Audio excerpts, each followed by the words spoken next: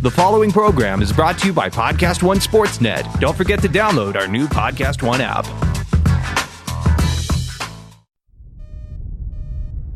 I can't believe it. That Philip brought his little brother on our mission into orbit. How long until we get there? How long until we get there? How long until we get there? No, I can't believe how easy it was to save hundreds of dollars on my car insurance with Geico. What's this button do? What's this button do? What's this button do? What's this button do? Don't touch that. Believe it, Geico could save you 15% or more on car insurance. He's defeated every champion from every organization the sport of mixed martial arts has ever seen and retired from the octagon as the biggest draw and the industry's highest paid athlete of all time. And now Chael Sonnen's on PodcastOne.com. And for that, you're welcome. What's happening, guys? Happy Wednesday. And thank you for joining another special episode of You're Welcome. All right, listen, I had a busy weekend. I just got back to town. I was in Colombia getting stem cells through a company called BioAccelerator.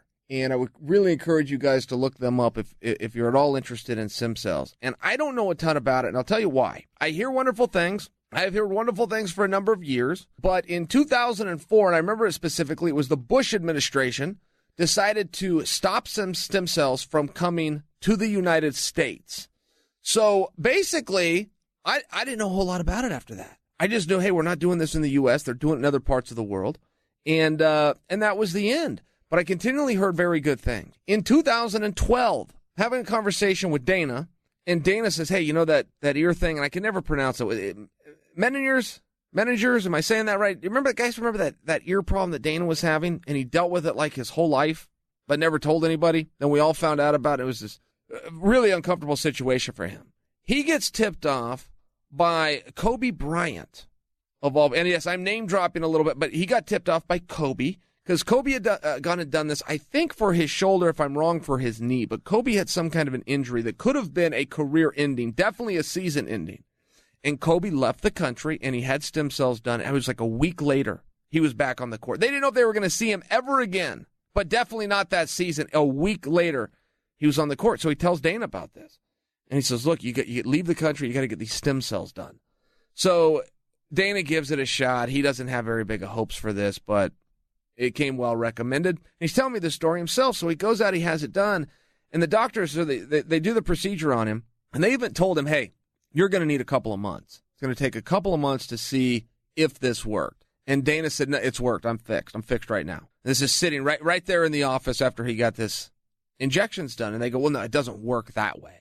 You need a couple of months. And Dana goes, no, I'm telling you, I'm fixed. I'm fixed right now. I can feel it.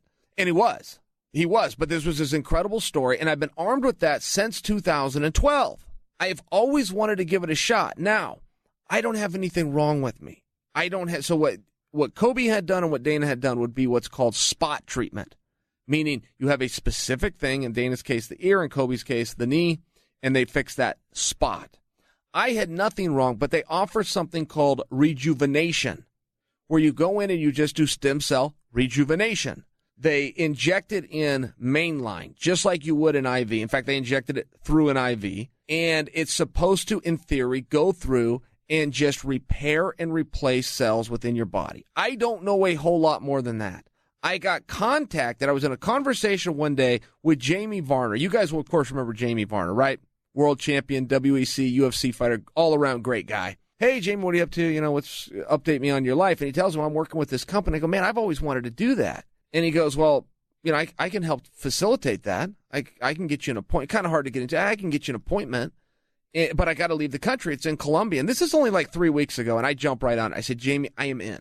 Right? I am in. For multiple reasons. One, my own curiosity. But two, in the sport that I'm in, if I could repair my body, if this is half as good, a quarter of as good, a tenth of as good as Dana White is saying, as Kobe Bryant is saying. And I should add also, just a number of months ago, you guys might have heard or read about this, but TJ Dillashaw had gone over and done the same thing, I believe it was for his shoulder, where he was having all sorts of problems, got this, had to leave the country, also recovered, world champion, right? Goes and does these remarkable things. Going, hey, listen, I'm interested in this. I'm interested in this rejuvenation. I don't have one spot. but I want to give it a try. So I just got back. I went out there right after I talked to you guys last. We recorded on Friday. I went straight from here to the airport, flew to Colombia, and got the treatment, a couple of day treatment where you pop in, go back to the hotel room. And the hotel, I should mention to you guys, so this is in the country of Colombia. And is it Medellin? Medellin, am I saying that right? It's where all the movies that you've ever seen about Pablo Escobar, it's that city. So, you got a little bit of reservation, quite frankly, going in. Well, it couldn't have been a safer place, and it's all under one roof. So the hotel that we stay in, which was brand new and a very nice and comfortable hotel, but it is connected to a mall, a big, beautiful mall, which is connected to the lab, to the medical lab, which is a beautiful, elaborate, multiple story. I mean, this thing was like Fort Knox with the security checks. You would not believe how high tech this was. There was a lab through a window where nobody could go. I mean, they're not only in lab, but they're in the full face masks and the hand masks, just everything to preserve, and they're harvesting these stem cells, and then they have to give it to you instantly. That's one of the things that I learned about stem cells. We do some level of this in America, okay, but it's a very limited level, and they can give you up to 100,000 stem cells. But they don't fully understand the process as they do in some other countries, which is stem cells can die very quickly. It's something that once they're harvested, they must be injected right away. The way we do it in America, sometimes they will sit up to a week. Sometimes we will even ship them through the mail before a patient is to receive them. So of that 100,000 that you're allowed to do in America, who knows how many are still alive, if any. In fairness, if any. So this is a totally different technology. It's all under one roof. I'm watching them. I'm sitting there waiting for them to be made, for them to be harvested, if you will. They pass it through this secret.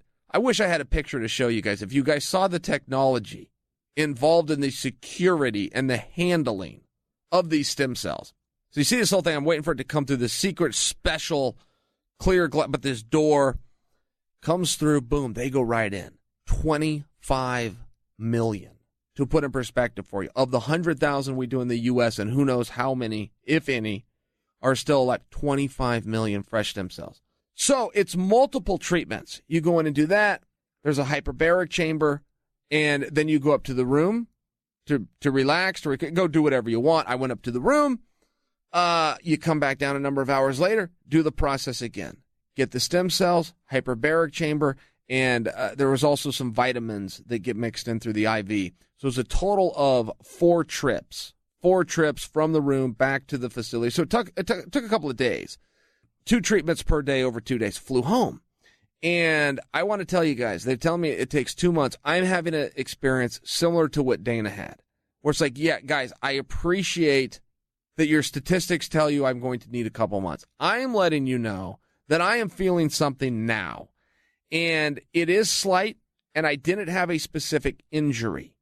So I can't come to you guys and tell you, oh, wow, my shoulder, it's feeling better so fast. No, I didn't have anything like that. It would be very hard for me, in fact, to put my finger on it. I can just tell you I feel better. I can tell you that instantly I had a mental clarity. I don't know how else to say it, and I don't know that that's a term that I've ever used before, but my mind was just clear. I was in a better mood. My focus was easier. It was easier for me to think and plot and plan and strategize and manipulate and do all of the things that my mind likes to do. I've also noticed, and I'm in a very brief period here, but I have more energy. And if there's anything that I could have through this process, it wouldn't even be strength. It wouldn't be to fix tendons and help organs and all these things that BioAccelerator is doing. I would just like to have more energy. If I could need less sleep and have more energy throughout the day, that would be my number one thing. And I think I have pretty good energy, but I'd like even more. Okay? I'm greedy in that regard. I am feeling, even in these brief few days, that I am sleeping better, needing less of it, and I'm more alert in the morning. I'm going to keep you guys apprised of it, but I had an interesting weekend. So I wanted to share that with you, and I felt like they really deserved the shout-out. Jamie Varner was very helpful in this. And this wasn't the cheapest thing that I've ever done, but it also shouldn't have been, right? To leave the country and to have this kind of rejuvenation, be able to get in there, get in front of these top doctors, and go through this process. I really owe Jamie a tremendous thank you for helping to facilitate that. And I'm going to keep you guys posted. I really am. I'm extremely optimistic, and we'll see where it goes. But as the 2 months go by where they're saying this is going to kick in, I'm going to let you know. You like saving cash, right? You know what's even better? Saving hundreds of dollars on car insurance. Well, if that revs your engine, then get on this because you can do it right from your living room. All you have to do is go to geico.com, and in 15 minutes, you could be saving 15% or more on car insurance. Extra money in your pocket. It just might be the most rewarding thing you do today. So while I was in Colombia, Donald Cerrone's going to fight. I don't want to miss that fight. I was into that fight because I was into the drama that wasn't really Donald Cerrone versus Mike Perry. It was Donald Cerrone versus Jackson Wink, and then more specifically, Donald Cerrone versus Coach Wink. And I will tell you, before you guys form an opinion on that, don't form an opinion on that. That would be my advice to you. There was nobody wrong in that situation. I have been in the gym business, been in the fight game, been around athletes and coaches in these scenarios. I have seen this 100 times. There's no hero in this story. If you want to take Donald Cerrone's side, you're taking the wrong side. If you want to take Coach Wink's side, you are taking the wrong side. Nobody's wrong here. They both agree on the facts as they happen. They do not agree on their interpretation of those facts. It is really just the natural ebb and flow and life of a gym and an athlete and coaches. And guys come and they go, and that is the reality.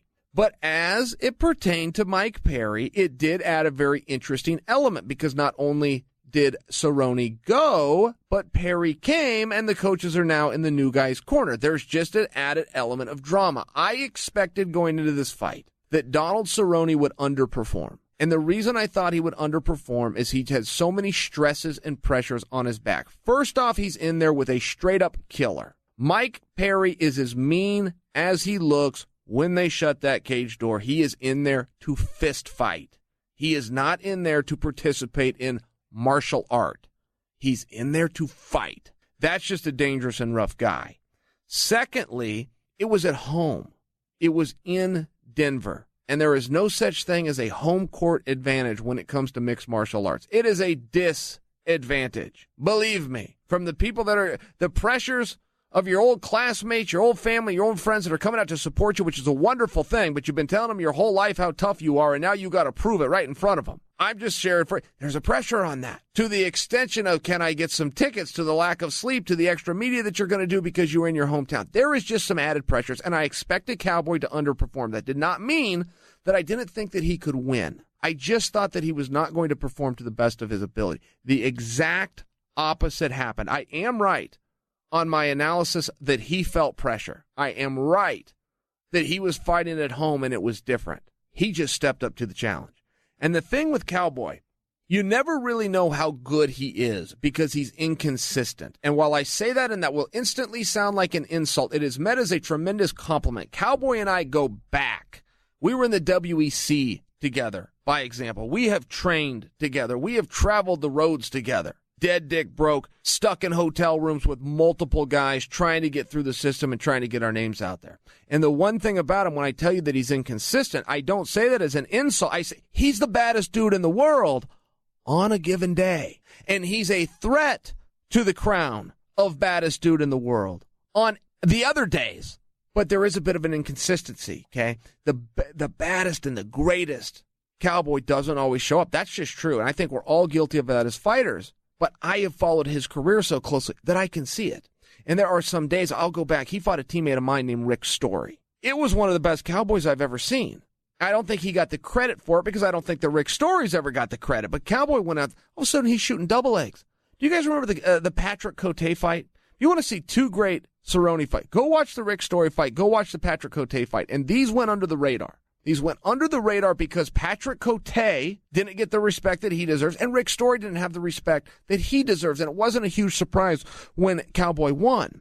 But if you go back and watch how he won, if you go back and watch this dynamic kickboxer all of a sudden breaking out double leg takedowns, go watch the Edson Barboza fight. You will see what I mean when I talk about you have one of the most fantastic and polished and all-around fighters, from the feet to the wrestling, to the on-bottom in the guard and jiu-jitsu game. One of the most decorated and all-around fighters.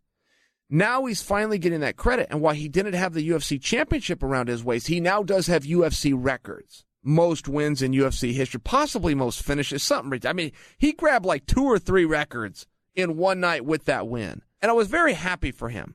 I really thought that he deserved it. I really thought he dealt with some tremendous amounts of pressure. And he did it against a killer. When you watch Mike Perry, okay, as much as I am gloating on him, because I do enjoy him from multiple perspectives, he has the it factor, and he brings a personality along with him that here in the entertainment era is the only way you're going to make a living. He has something special, but he's also very fun to fight. He's also very mean, and he's also in there for the duration. The other side of it, if I'm being fair, is he is very limited in his skills in certain positions. It is very clear that he is a diamond in the rough, but still rough. He is going to need a couple of years. I like that he is at Jackson Wink. I think he is in very good hands. I think that is an appropriate gym for him if his lifestyle outside of the ring is good. I don't have any evidence that it's not. I'm just offering for you. As long as he's not distracted and he is using that opportunity in Albuquerque to work on his skills, I really think he's with the right guy, because I think he could use some of the most basic things. I think some of the harder things you can already check off the box. An ability to compete, a willingness to take shots, a lack of fear to stand in there with anybody. I think he has some of the harder points down, but I think some of the more basic points he's going to need to work on. And I don't think it's just going to be in front of our eyes on television. I think he can work out some of those kinks in the room. I have very high hopes personally for Mike Perry, but I can see that he is rough around certain edges. Okay, great. So that turns into a great fight, a major relief for Cowboy. You could see the relief. You could see the celebration. It was a cool moment. It was a cool moment to get to see for somebody else. And Mike Perry, in defeat, not for nothing, took it wonderfully. Cut some great promos, stayed fun, and everybody wants to see his next fight. There's an art to that, guys. That's not me over here trying to compliment a guy after the fact. There's an art. He either earns that or he doesn't. He either hangs his head and cries in his beer, or he follows the old model of don't ever let him see you sweat. And that's what Perry did, and it works. We all love a night out, whether it's seeing our favorite band in person or being there in the crowd to cheer on your favorite team. With our new sponsor, Vivid Seats, you can attend the concert, the show, the sporting event of your choice at a great price. Vivid Seats is an online event ticket marketplace dedicated to helping you, the fans, find seats to your favorite live events, including sports, concert, theater, and more. With Vivid Seats and their offers of great prices and an easy purchasing experience, you won't miss a single pass of the game or a minute of your favorite song. And even better, Vivid Seats confirmed orders are backed by a 100% guarantee. So what do you have to lose? Just for listeners of this show, you will receive 10% off your first purchase with Vivid Seats using the code WELCOME. Here's how to do it. Go to the App Store or Google Play and download the Vivid Seats app. When purchasing your tickets, use the promo code WELCOME and get 10% off your first purchase. It's that easy. Vivid Seats. Download the app today and treat yourself to some entertainment. Move on to the main event, of which I was not excited for. Now, when I say I wasn't excited, I thought that Cowboy and Perry was the feature match. Wow. Glad I woke up in Colombia at 2 a.m. and found a feed to watch this. This was incredible for multiple reasons, and not just the finish.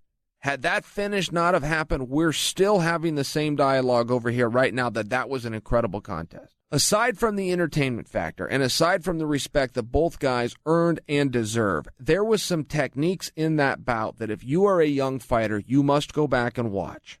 Okay, because I have never seen them before, and I have been in this business since 1995 and competitively since 1997. I don't know of anybody still competing at a meaningful level that can date themselves back as far as me, and I'm very proud of that factor. But the point, I've seen it all. When are you ever going to hear Chael say, I saw something I'd never seen before? I saw 2 things I'd never seen before in one fight. Look, that elbow that finished the fight, I've never seen that before. I will spend zero amount of my time left in this sport working on that technique. That's not for me. That is a rare. We've talked about this with Yair before. Yair is a video game character. He is doing moves that I've never seen in the practice room or in competition. I have only seen it in video games. But this technique that he finished was one of them. So good for him, and I'm not going to begin to break it down. Was it a lucky shot, a trained shot? We'll have to ask Yair, but let's back up. He got a lot of credit for that, but let's back up because there was something else, and a lot of people missed it, okay? At one point in this fight, see if you can imagine this in your minds. Yair is up against the fence. His back is against the fence. There is separation, though. Zombie is about 4 to 5 feet away from him in separation and comes running at him, jumps into the air for a flying knee. If you guys are fighters, you will know what I mean, but even if you are just listeners and casual fans, certainly you can picture that if you were standing somewhere and you got the Korean Zombie running at you, jumping up off the ground and throwing one of his knees directly at your face, this isn't great for you. I have been in that spot on both sides of it, offensively going for that technique, defensively defending it. I have seen it a number of times, and basically it really only goes one of 3 ways.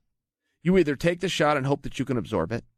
You throw something back while he's doing the knee, and we've seen tit for tat on that. Sometimes the guy gets punched because he's vulnerable, but he also lands the knee. It's even Steven, and sometimes we've seen guys jump up in the air, get caught, and get knocked out. I generally will either cover, take it, and then hope to change this immediately into a takedown while that guy is still in the air, or I will come right through it, take it, but then go get the takedown. Either way, I take the shot. The reason I take it, I don't know what else to do. Well, I do now because Yair Rodriguez offered option number 4.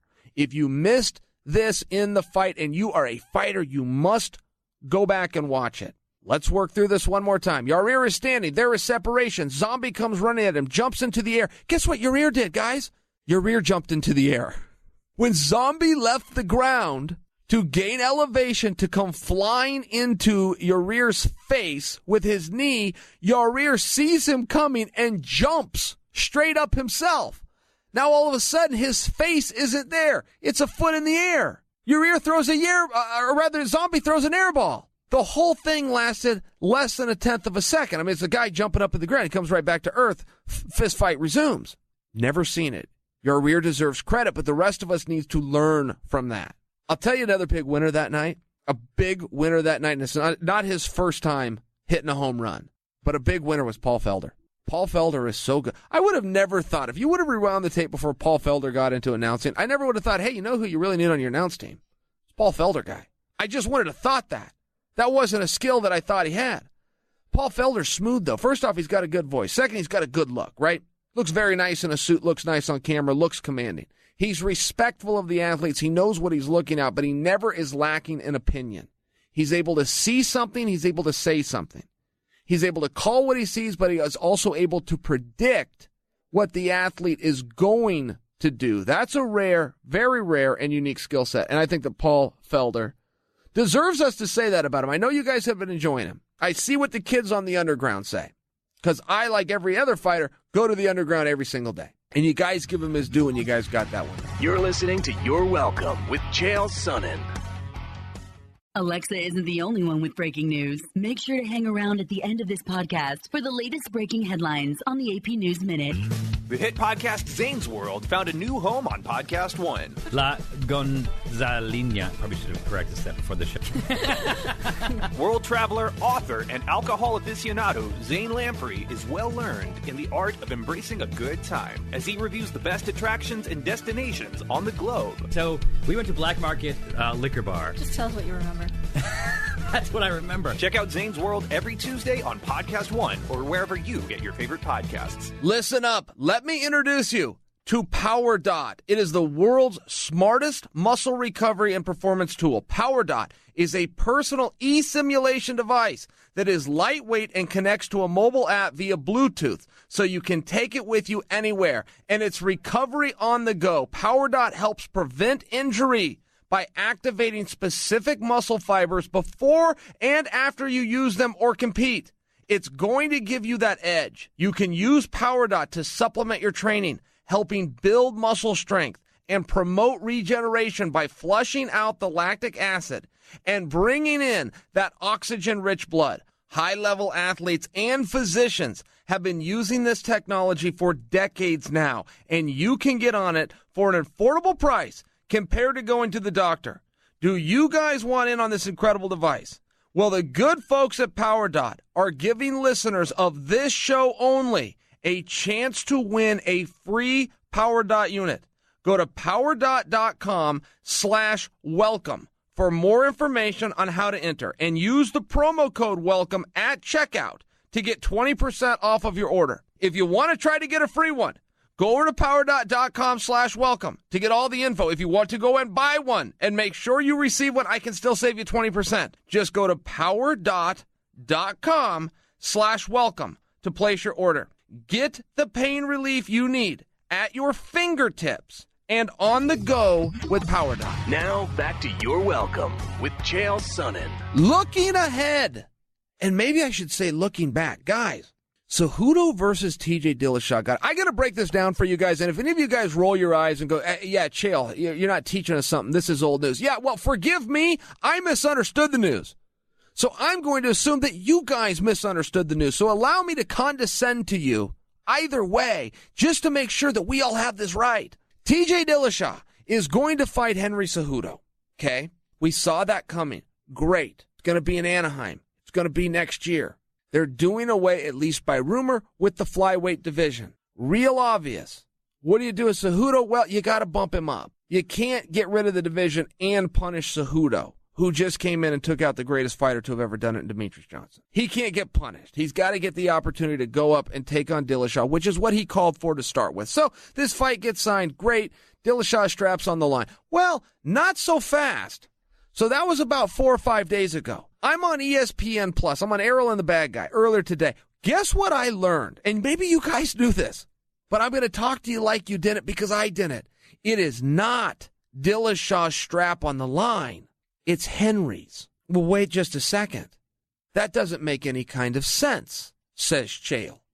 Why would Henry's belt be on the line if they're doing away with the division? For what good would it be for Dillashaw to win a belt of a division that is never going to be rectified or defended again should the rumors and the reports that we hear be true? I got the answer. And apparently Henry Cejudo had given the answer, but I missed this interview. Henry Cejudo came out and said, look, it was supposed to be for TJ's title. This is very interesting, though, guys. If you don't know this story, stay with me here. This is very, very interesting. It was supposed to, this is Henry talking. Henry said it was supposed to be for TJ's title. I over-negotiated. I asked for too much money. The UFC, I'm changing a little bit of the words here, but this is the message. This is what he said. This is the way the story went.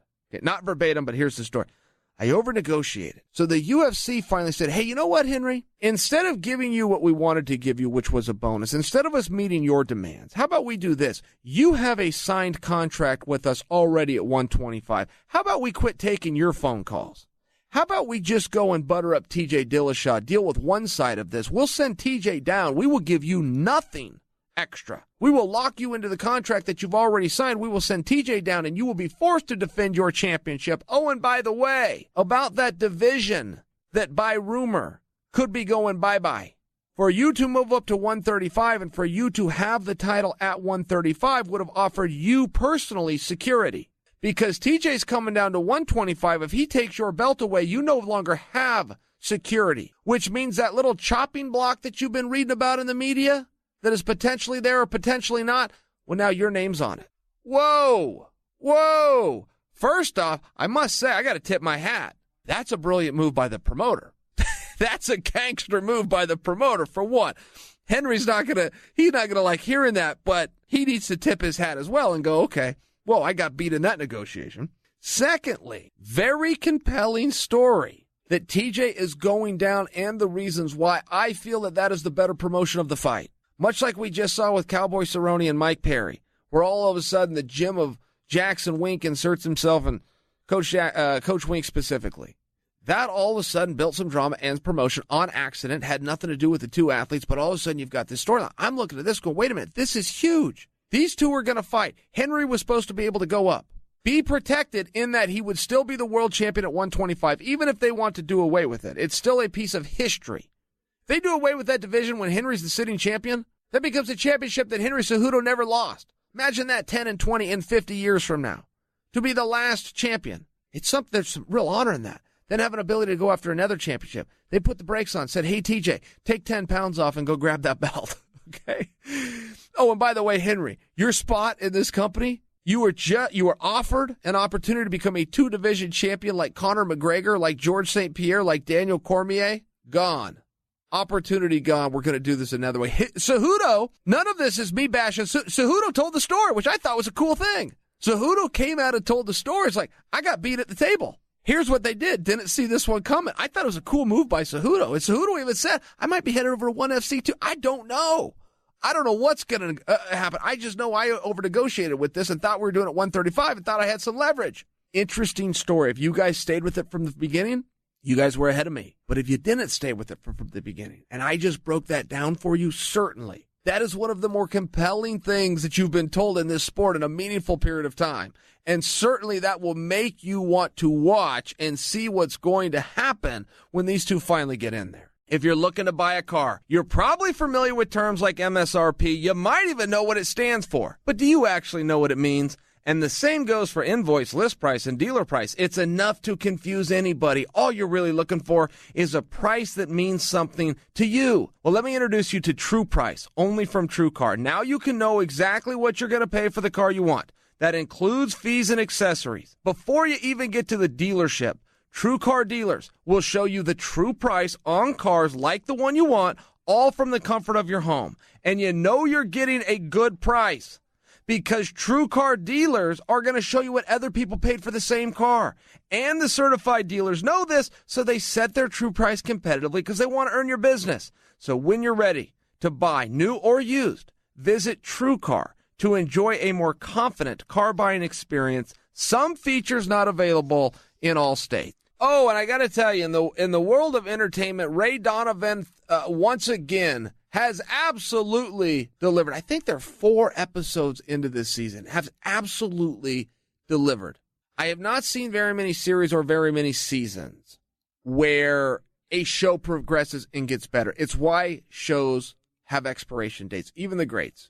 Cheers and Seinfeld, and you come on and you come off, but it's very hard to just continue writing. You start going in circles at some point, and you need some fresh faces and fresh scripts and new television. But with Ray Donovan, it's always delivered, but here we are in season, I believe this is 3. It's better now. It's the best season. They're making one big mistake. They're doing a better job of not having the wife, who they killed off the show in the first place, coming in and making cameos. I've never understood why they did that. If you killed the character, it's because you don't like the character. Don't continue to bring us the character as a way of appeasing us fans who thought that she was good and never should have left the show in the first place. Make your decision, stand by your decision, and show some courage. They're doing a little bit better job with that, but they are making one mistake, and I still love the show, and I'm still giving it absolute 2 thumbs up. Would have given it 2 thumbs up a year ago and even the year before that, and I think this is even better. But I got to tell you one thing. Jon Voight is on this show, and he is a tremendous actor. And he does a great job, and he plays a bit of a deadbeat. I don't really know how to explain the guy. He's always hustling. He's always up to something. He's always got some good idea to do something bad.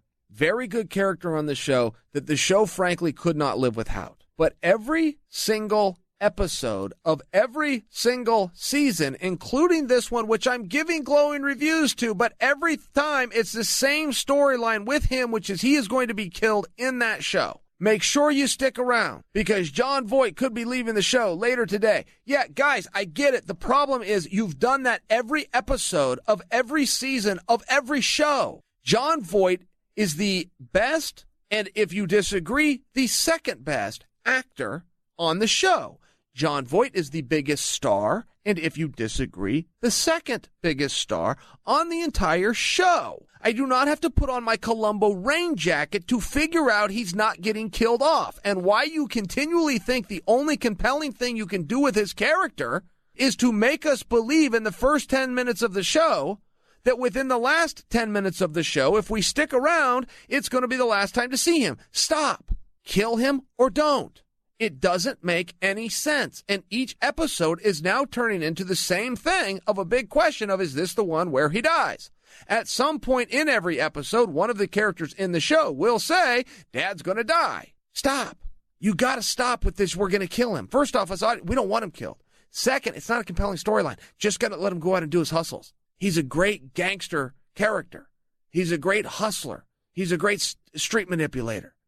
Let him just go out and be that. He doesn't have to be the guy that you threaten or that you dangle or that you tease in front of us that you're going to kill every single episode. Let it go, guys.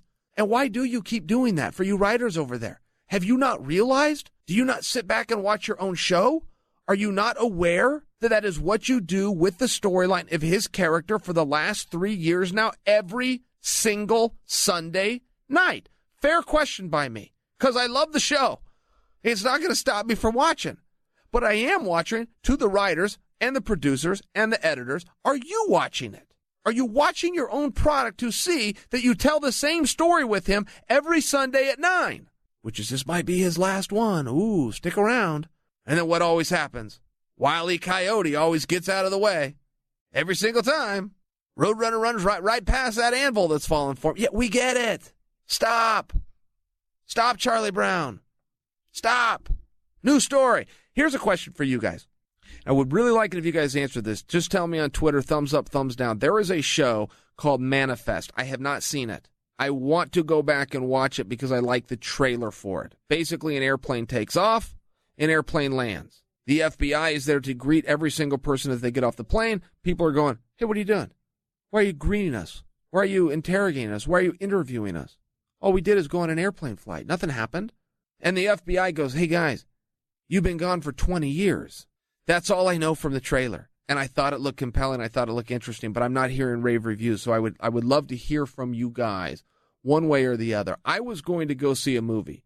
I was very much looking forward to this movie. It's called The Sisters Brothers. The Sisters Brothers. It's a Western. And it looked like an action-packed, shoot-'em-up, old-school, quick-draw Western. I was in. Thought it looked great. Thought the trailer looked great. I got ready to go see that in a theater in Oregon.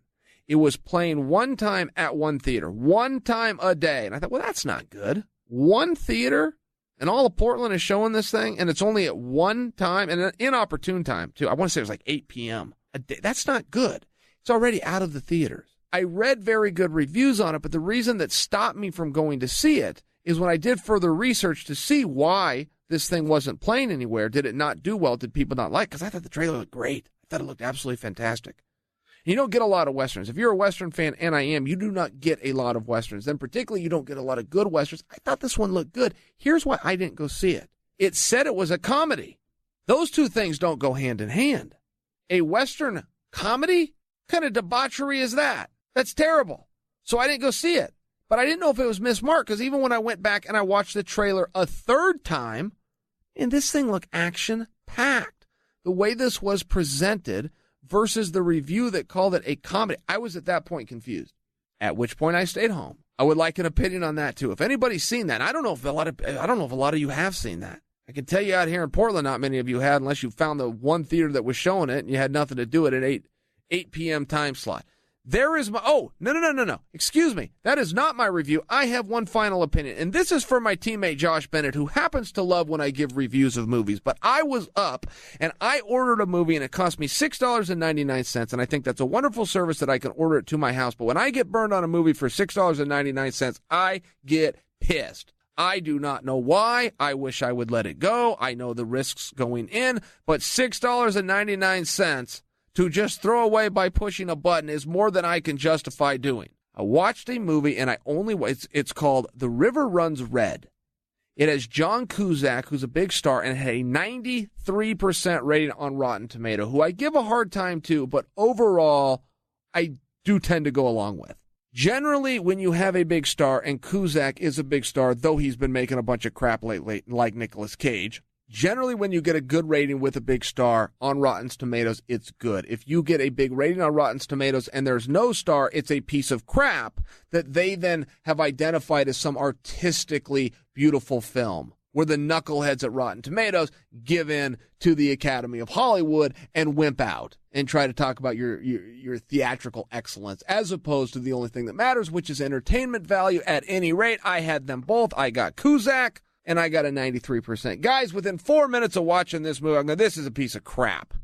This thing is garbage. So I go online to figure out what happened here. How did Rotten Tomatoes give this thing a 93%? It didn't. Rotten Tomatoes gave it a 13%. My cable TV provider mismarked it. if you guys see the river runs red and think it's a 93% on Rotten Tomatoes, you're wrong. You're getting duped like I did. Save your money. Thank me later. Until Friday, I'm Chael Sonnen, and you are welcome. Thanks for listening to You're Welcome with Chael Sonnen. Download new episodes every week at podcastone.com. That's podcastone.com. Podcast One is your one-stop shop for everything TV and pop culture. A very candid, not even supposed to be on the record conversation. Check out any of the Collider Network podcasts like TV Talk, Movie Talk, Collider Live, and more. And for you reality TV fans, Rob's sister Nino's got you covered with Rob Has a Podcast. This is a podcast There's no about substance. nothing. Yeah. You literally have a podcast about nothing. Check out the Collider Network and Rob Has a Podcast every week on Podcast One or wherever you get your favorite podcasts. Technology Truths, brought to you by Geico. Technology Truths. Truth. Teenagers can communicate entirely in emojis. How was the birthday party? Pizza slice, kitten, soccer ball, pineapple? Truth. It's so easy to switch and save on car insurance at geico.com. What are you talking about? Paperclip, shoulder shrug, high five, wizard hat? What? Geico. 15 minutes could save you 15% or more. Denying the charge of domestic abuse. I'm Jackie Quinn with an AP News Minute. I have never struck a woman. Attorney Michael Avenatti, who represents porn star Stormy Daniels in her hush money case against President Trump, has been released from police custody. He was arrested in Los Angeles for domestic violence. In Northern California, residents displaced by the Camp Fire are getting bad news from FEMA. They'll have to wait for infrastructure repairs in the community before they can return. You've got to do debris removal. You've got to be able to understand the types of housing that are available. It's not just dragging FEMA travel trailers in. The Environmental Protection Agency says long-term exposure to a newer compound used in non-stick coatings like Teflon appears to be dangerous even in tiny quantities. The Gen X compound was detected in drinking water near a factory in North Carolina. Country Music Awards opened with a tribute to the shooting victims from Thousand Oaks, California.